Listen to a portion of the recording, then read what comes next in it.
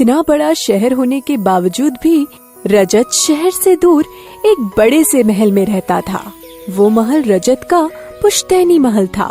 रजत का पुश्तैनी महल बहुत शानदार और खूबसूरत था।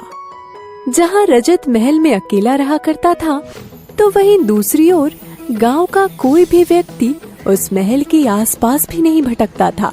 एक दिन बहुत तेज बारिश हो रही थी। तभी उसके घर की डोरबेल बजती है।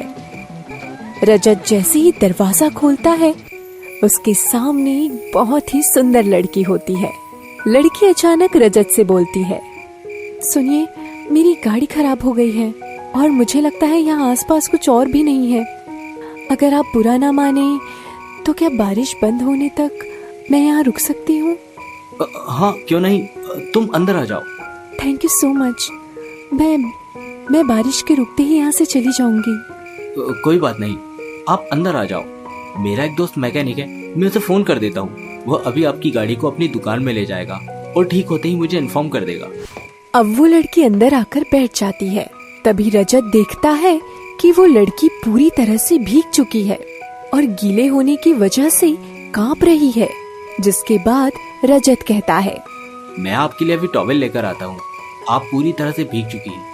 आप टॉवेल से खुद को पोंछ लेना, वरना आपको ठंड भी लग सकती है।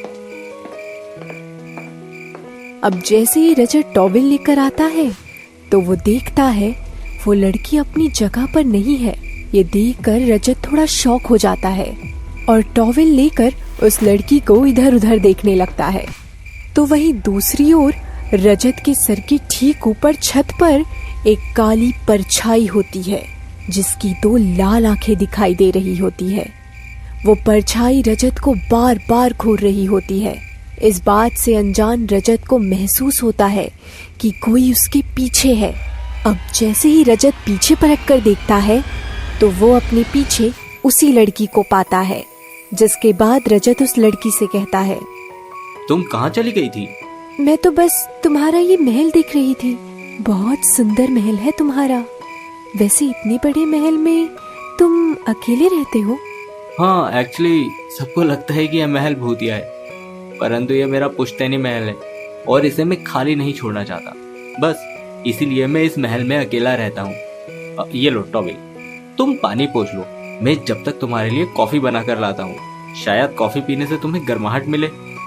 वैसे मुझे तुमसे एक बात और पूछनी थी। हाँ, पूछो ना। नहीं, कुछ नहीं। ओके, वैसे तुम ये टॉवेल लेकर उस रूम में जा सकती हो। तुम फ्रेश हो जाओ, मैं जब तक तुम्हारे लिए कॉफी बना देता हूँ। अब वो लड़की रजत के हाथ से टॉवेल लेकर एक रूम में चली जाती है और अपने गीले बदन को पोंछने लगती है। तभी रजत उस कमरे के बाहर से गुजर रहा होता है। वो देखता है कि कमरे का दरवाजा थोड़ा सा खुला है, पर तभी वो लड़की रजत को अपने कमरे के बाहर देख लेती है और जल्दी से पूरा दरवाजा बंद कर देती है। जिसके बाद रजत भी वहां से चला जाता है और कुछ देर बाद रजत कॉफी बनाकर लाता है। तुम्हारी कॉफी। थैंक्स, कॉफी और टॉवेल के लिए। वैसे अभी के टाइम पर इस तरह से कोई किसी की मदद नहीं करता। मुझे अच्छा लगता है लोगों की मदद करना। वैसे मैं आग जला देता हूँ। बारिश की वजह से मौसम काफी ठंडा हो चुका है। हाँ, और मुझे ठंड भी बहुत लग रही है। अब रजत आग जला देता है और दोनों आग सेकते सेकते बातें करने लगते हैं। बातें करते करते वो लड़की अपना नाम रजत को मीना बताती है। वो दोनों आपस में पूरी रात बातें करते हैं और शायद एक दूसरे को इतना ज्यादा जान लेते हैं कि एक दूसरे को पसंद करने लगते हैं। पर बाहर का मौसम अब तक साफ नहीं हुआ था, जिस वजह से मीना को एक और दिन रजत के महल में गुजारना पड़ता है। अब रात को रजत मीना के लिए खाना बना लाता है। ये देखकर मीना जोर जोर से हंसने लगती है।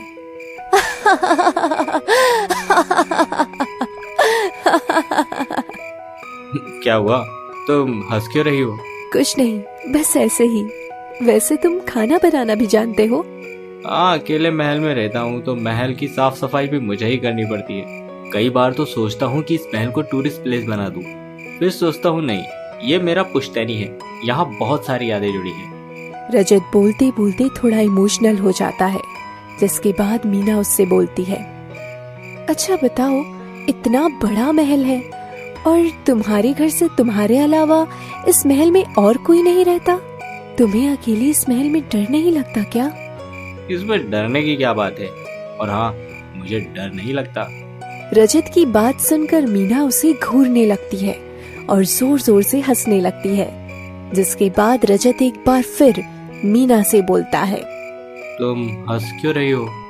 पर मीना रजत के किसी भी सवाल का जवाब नहीं देती और तभी दरवाजे की डोरबेल बजती है और रजत जैसे ही दरवाजा खोलता है तो वो देखता है कि वहाँ कोई नहीं है। तो शायद मेरा वहम था।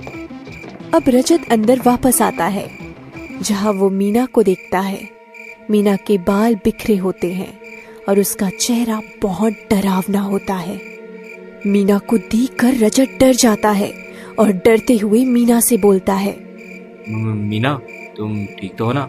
तुम्हें क्या हुआ है मीना?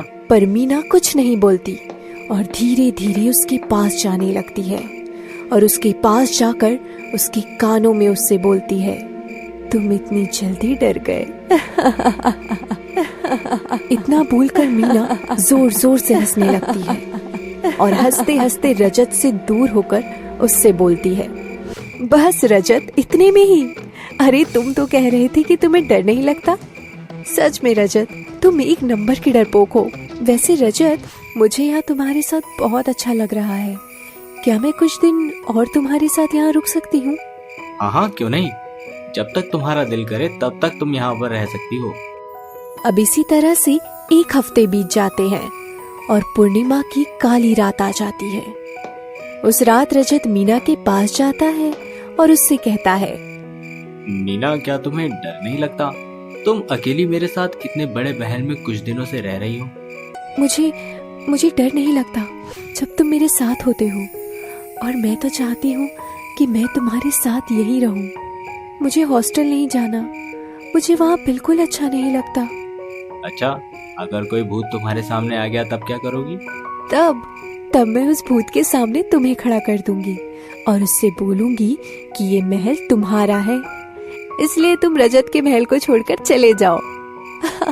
और वैसे भी तुम्हारी शक्ल तो इतनी डरावनी है कि भूत भी तुम्हें देखकर भाग जाएगा।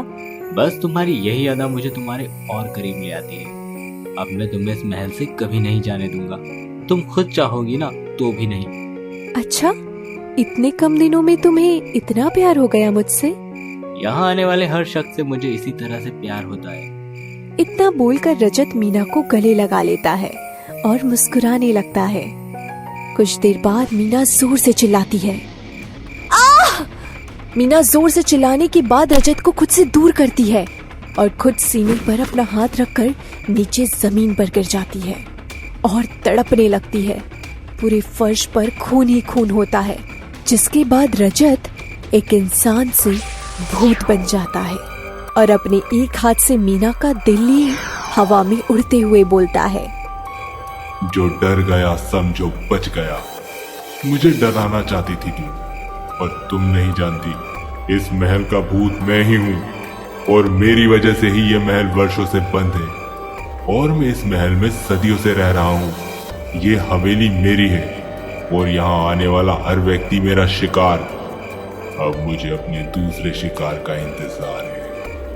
रजत का असली रूप देखकर मीना बहुत हैरान थी, पर अब उसके पास वो मौका नहीं था कि वो अपनी जान बचा सके। कुछ ही देर में मीना अपना दम तोड़ देती है और रजत एक बार फिर इंसान का रूप लेकर अपने नए शिकार के आने का इंतजार करने लगता है।